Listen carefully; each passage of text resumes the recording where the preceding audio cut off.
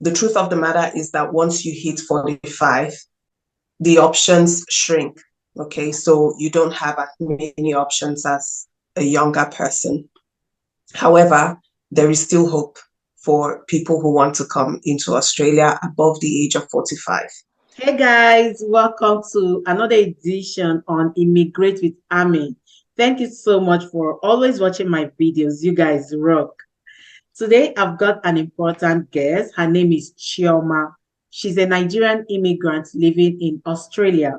So I've brought her here on my channel to talk about or to share how you can move to Australia permanently with your family if you're at the age of 45 years and above. This is because I've got so many people asking me questions like, I'm 50 years, I'm 45, I'm 46. How can I move to Australia permanently with my family without getting a job? So she's going to be sharing all that information with us. So I would encourage you to sit back, relax, and enjoy every information she's going to be sharing here. Thank you so much, Choma, for joining me. How are you today? I am well, Ammy. Thank you so much for having me. I'm just happy that finally we made this happen. We've Yeah, been planning. finally. so, so Thank you thank you so so much much. for having me here. Yeah, and hello everyone watching. I hope you're all going well. Welcome. Okay, let's start by you introducing yourself to my audience. Okay, my name is Choma. I think you already mentioned that. Yeah. I live in Australia. I have been here now for going on 8 years. And I have a YouTube channel, as Amy said, it's Life with Choma. And on my YouTube channel, I share information related to migrating to Australia. So a lot of it is based on my own experience of coming in here on a student visa, then going on, to permanent residency and eventually citizenship. So I share all of that on my YouTube channel. I am a social worker as well. Yeah, and I live here with my family. It's a very small family of four. Yeah. Okay. Thank you so much for introducing yourself. Guys, she has a YouTube channel, just like you heard. Her YouTube channel is Life with Choma. She has shared so many information on how you can move to Australia, either through the study route or maybe getting a visa sponsorship jobs and other pathways. So you may want to take advantage of those information. Can you share a little bit of your immigration journey first? How did you move to Australia? Did you move alone or you moved with your family? Yeah. Okay. So we moved from Nigeria, obviously. And at the time that we moved, we actually came on a student visa. So my husband came in first, and then we joined him 2 months later. So he got his student visa first, and then we all eventually traveled on his student visa because the student visa to Australia allows you to bring family members. However, it was just our decision to come in separately. And like I said, after he came in and then he started his course, because that is what that's what the policy says around bringing family members. If you all are not coming in at the same time, then the primary visa holder will apply for the rest of their family once their course has commenced. So that was what happened in our case. And then we, myself and our kids joined him. So that was back in 2015. And then a year later, I started studying as well. So my husband was still studying, but then I started my own studies as well. And eventually my studies would lead to permanent residency. So I studied social work here at master's level. And social work is on the skilled occupation list to Australia. And so after I studied social work, as soon as I finished my course, without work experience, nothing, I applied for permanent residency. So I finished my course in August, and then it took us a few months just to gather documents and finish some other processes you must do first before you apply for the visa. So it took us a few months, and then by The 1st of January, the following year, we put in our visa, our permanent residency visa application, and it was granted the same year. So we became permanent residents, no work experience. And by that time, we had been a few years in the country. So a year later, we were eligible for citizenship. A year after we became permanent residents, we were eligible for citizenship. So we applied and we're now citizens. So in a nutshell, that's the pathway, that's the journey. Congratulations. Thank you. Australia citizen. That's huge. Very It's huge. Yeah. I mean, I remember when we achieved that in 8 years. It's huge. Yeah. So we were citizens back.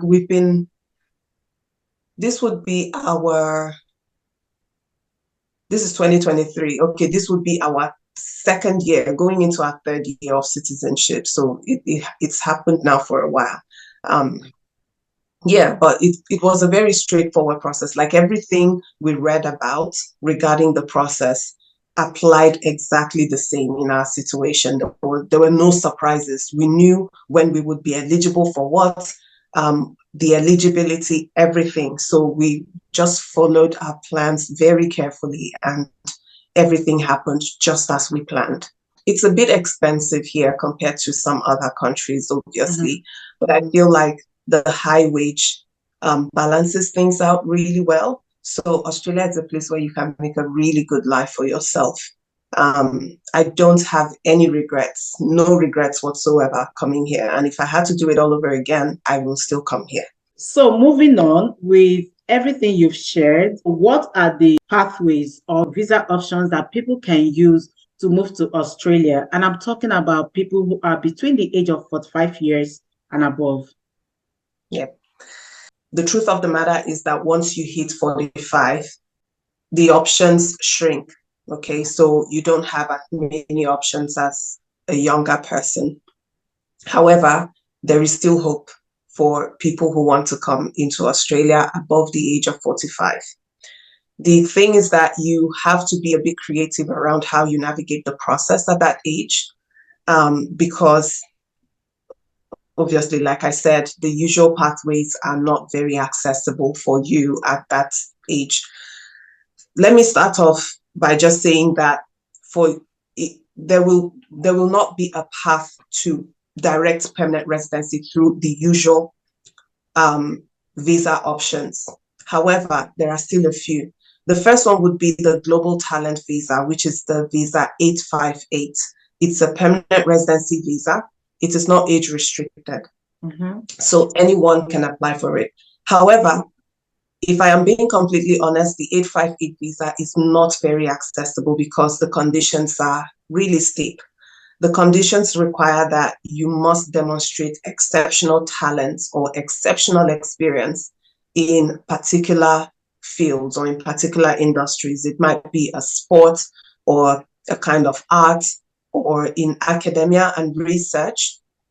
Okay, I believe that some people might meet that criteria. However, it doesn't stop there. You still also need someone who is either an Australian citizen or an Australian permanent resident to nominate you, or an Australian organization. So that is where there's a bit of a catch, because people wanting to apply from a place like Nigeria and who do not know anyone here in Australia, how do you get an Australian citizen or a permanent resident to nominate you? And it has to be an eligible permanent resident or citizen, not just anyone. Okay, so, but the global talent is there, and I can say that some people have been able to come in through that pathway. Okay, and then another thing would be the student visa. Okay, so I know that the student visa is a temporary visa. It's not a permanent residency visa. However, the student visa does not have age restrictions. But can I just say that above a certain age, like if you're up to 45, it means that you might have to provide more evidence surrounding the genuineness of your intentions and your application. Yeah, so there might be a bigger burden of evidence on you.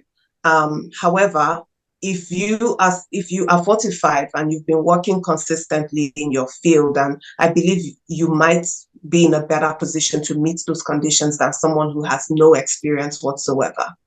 So you can apply for the student visa, come in, but while you're on the student visa, it would be best that you start exploring other options as soon as you arrive. The good thing about Australia is that being on a student visa does not restrict you from applying for other visas that you are eligible for. So once you're in Australia, you can be, my advice would be for you to get a bit creative around searching out other options. And the other options in this case would be employer sponsorship. And why I am saying this is because I believe that employer sponsorship is easier when you are in the country than coming from outside the country. This is not to say that people have not been securing employer sponsorship from outside the country, but I am speaking specifically in the context of Nigeria. Okay, it might be better for you to come into the country first. And then while you're studying, you're also learning the environment and learning how you can navigate things. And then the next thing for you would be employer sponsorship. Employer sponsorship can happen through a few different pathways. It might be the 482 visa, which is the temporary skill shortage visa. It's very popular. Or it might be the 186 visa. The 186 visa is the employer nomination scheme. So I would advise that in the period while you are studying, you should be looking at these other options. And why I am specifically hammering on the period within which you're studying is because after your studies, okay, if you're above the age of 45, you cannot access the post-study visa. The post-study visa is age restricted. So whatever option you are hoping to go through towards permanent residency, you have to do it in the period while you're studying.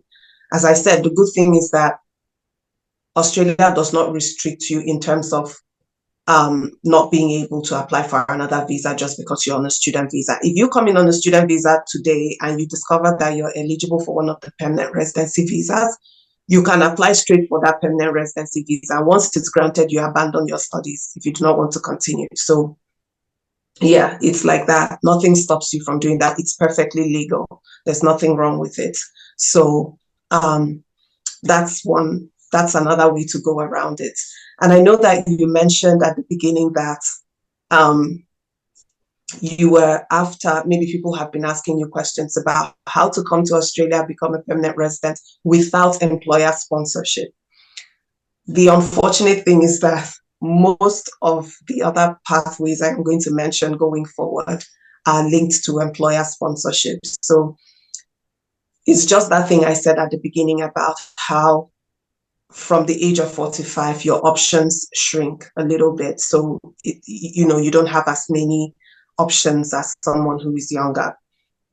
But talking about employer sponsorship, there are different pathways. So the first, I think I've already mentioned that, is the 482 visa. If you're able to get a job from outside of Australia with an employer that is willing to sponsor you, and you also need to make sure that that occupation you're being sponsored into is on the skilled occupation list. So whatever you do, be guided by the skilled occupation list. Even if you're coming in here to study, be guided by the skilled occupation list, because otherwise, it's in vain.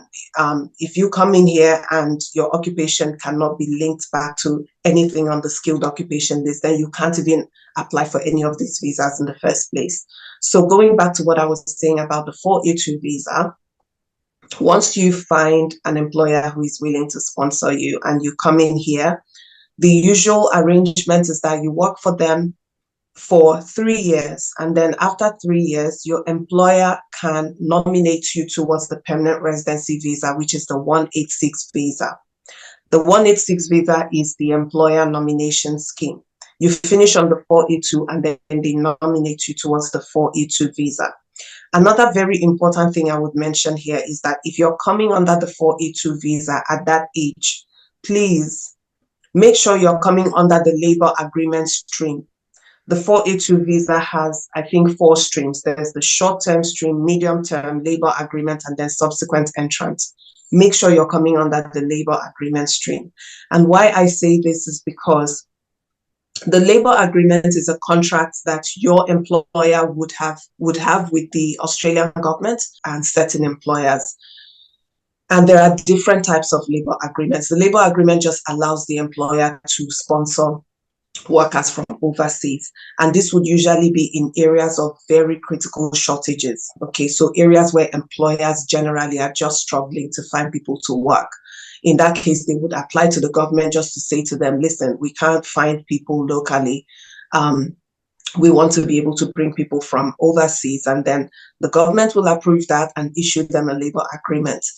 There are so many different types of labor agreements, but for the sake of anyone who is above the age of 45, you should be looking for a labor agreement called DAMA. Okay. It's DAMA. So it's the Designated Area Migration Agreement. So at the point where you're looking for a job and, you need to also be asking the employer whether they have a DAMA agreement with the government. The DAMA agreement is important because it raises the age bracket from 45 to 55 years. Okay. The DAMA agreement has age concessions. So if you come under that labor agreement with the 482 visa, then it will be easier for your employer to nominate you towards the 186 visa, which is a permanent residency visa, under the labor agreement stream as well. Okay, I hope this is not very confusing. The 482 has 4 different streams.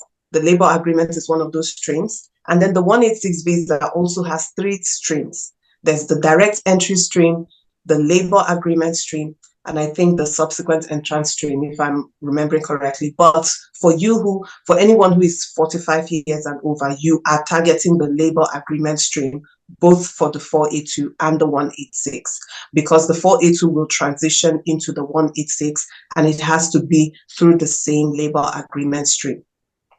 Okay. Yeah. So that's one pathway. And then there is the 494 visa. The 494 visa is it's a very long name. I can't remember it now, but when I do, I'll send it to you so that you can put it on the screen. It's I think skilled regional employer sponsored visa. It's a provisional visa. It's a very long name. Okay. And pardon me that I can't remember it right now. I am not a migration agent, so I am not a migration agent. So yeah, so the 494 visa is specifically linked to regional migration. The 482 visa that I mentioned earlier is not restricted to any state or territory or region. Okay, so you can settle anywhere in Australia. But the 494 is specific to regional areas. And for the purpose of migration, a regional area is anywhere in Australia outside of Sydney, outside of Melbourne, and Brisbane, because these are the 3 major cities here. So any area outside of these 3 will be considered a regional area. And what it means is that regional areas can also be very big cities. Like South Australia is a state. The capital of South Australia is Adelaide. It's a big city, but it is considered a regional area. Western Australia is the biggest state in Australia. The capital city is Perth, but Perth is also considered a regional area in terms of migration. So when I talk about regional area, I don't want anybody to think it's some remote rural village somewhere. Okay, so any area outside of Sydney, Melbourne, Brisbane are considered to be regional areas. So I was talking about the 494. The 494 visa is also employer sponsored. And the 494 visa, interestingly, is age restricted. So if you're above the age of 45, if you're above the age of 44, you cannot apply for that visa. However, that visa also has a labor agreement stream. So if you are looking for an employer to sponsor you into a regional area, you also need to find out whether they've got the DAMA agreement. If they've got the DAMA agreement, then they can sponsor you under the labor agreement stream of the 494 visa. So it's for anybody over the age of 45, I think the labor agreement is the opportunity. The labor agreement provides an opportunity for them to be able to come into Australia. Okay. So when you come in under the 494 visa and you finish your 3 years on that visa, because that's the minimum requirements after you come in, you must do your first 3 years with your employer, the employer who sponsored you. And then after that, you might also qualify for the 186 visa, which I mentioned earlier, or the 191 visa. So the 191 visa is also the permanent residency, I think, skilled regional visa. So that is permanent residency attached to regional migration. Yeah. And the beautiful thing about the 191 visa is that it is not age restricted. Anybody can apply for it. So in this case, it will be you applying for the 191 visa. You don't even need your employer to nominate you for the 191 visa. As long as you have finished your 3 years with your employer, you can go ahead and apply by your own self for the permanent residency visa under the 191. So I have tried to put everything together, like just bring it down into a small bite-sized bit so it doesn't overwhelm you, because I understand a lot of information. Yeah, it's a lot of information, but this is just a summary of how it works. So you come in through employer sponsorship, and then you do your 3 years and you might qualify for permanent residency. One way would be for your employer to nominate you towards permanent residency, or the other way is for you to apply for the 191 visa, which does not require nomination. Okay. Thank you so much. I know you mentioned 186 visa, 858, 482, but then talking about the DAMA labor agreement, can you please provide maybe a link for someone who would want to make more research to know how it works, so that I can drop it in the description box for them? Yep, sure. I will provide links to everything that I have mentioned. In fact, if anybody is asking for that link, I am always happy to share, because I always encourage people to do their own research and verify everything that they hear online. So it would be nice for people to actually follow that link and do some more reading on that. And even on my channel, I have 2 videos already talking about the DAMA labor agreement. Okay. So if they would find that helpful, I made 2 videos together. So I posted one week and then the other one the very following week. So it's easy to find. Yeah, so if anyone is interested, they can watch those 2 videos as well. And I have all the links there. All of these visas that I have mentioned allow you to bring family members in. So you don't need to, it's up to you if you want them to come with you or to come later. If you want them to come later, a lot of these visas would have another stream called subsequent entrance stream. So that is for family members joining you later. But if you want your family members to come in the same time as yourself, you can include them in your primary application. In terms of restrictions, so for the visas that are specific to regional migration, like the 494 visa, of course, the restriction is that you must remain in that regional area and work for your sponsoring employer. So you can't come in and you abandon it and go from, that will be you will be in breach of the conditions of that visa. Because I've actually had people ask me that question, can I come in and find another employer? And I'm like, no, that's not how it works. This is not to say that you cannot change employers. You can, but there's a process. There's a process. You will need to submit certain documents. Some approvals need to be acquired before you can do that. So it's not like you just come in and then you abandon your contract and go somewhere else. So in terms of restrictions, that will be it. And then if you're coming into a regional area, you must remain in the regional area. In certain cases, you might transfer employers, but you need to make sure that your new employer is also in a regional area. So you can move from a regional area to one of the bigger cities. Yes, Sydney or Melbourne or Brisbane.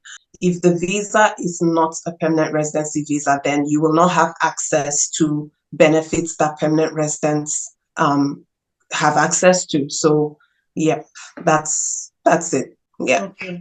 Okay, guys, you heard her right. So you need to visit our YouTube channel, Life with Chioma, and watch those videos. Thank you so much, Chelma. I'm glad you've shared all this information. And I sincerely hope it's going to be so useful to my audience because so many people are so much interested in moving to Australia. Okay, so what would be your final words, to someone who is trying to migrate to Australia with his or her family? I know this thing is not easy, like it's not very easy, right? In fact, at this moment, immigration is becoming more difficult than the way it was 2 years back or three, even 4 years back. It's becoming more difficult because a lot of people are now immigrating to so many countries, especially Nigerians, especially Africans. So a lot of movements are happening here and there. So it's becoming a little bit difficult. So how would you encourage someone who is trying to move to Australia? Yeah. And I am happy you asked that question because, like you said, I have also observed that there's a lot of movement going on. And what I am also observing is, unfortunately, some of that movement is fueled by desperation. And I understand, especially for Nigerians, I understand. We all can see what's happening back there and how volatile the situation is. So I understand the desperation to want to leave Nigeria. However, please do not act on that desperation because chances are you will either not get the results you're after or the results will leave a bitter taste in your mouth because you did not do proper research. Okay, so please do not be pushed by desperation. You might feel desperate to leave, but give yourself time to research. Invest some time into researching for yourself. A lot of people are getting scammed. I have lost count of how many messages I have received from people saying, oh, this person took this amount from me for things that are completely free, things that are readily available online, information that is readily available online. So there are people out there preying on your desperation. So please do not be desperate. If anybody is saying to you, Australia is too hard and you can't come in here, please, another advice is stop looking at the Australia process. Thank you so much, Choma, for all that you've shared. I believe it's going to be very useful to my audience. Give this video a thumbs up if you think you benefited from this information. Share this video with your friends and your loved ones. Subscribe if you've been watching my videos but you're yet to subscribe. Please hit the subscribe button. Turn on the post notification so that you always get to know whenever I post a new video. Thank you so much for watching. I'll see you in my next video.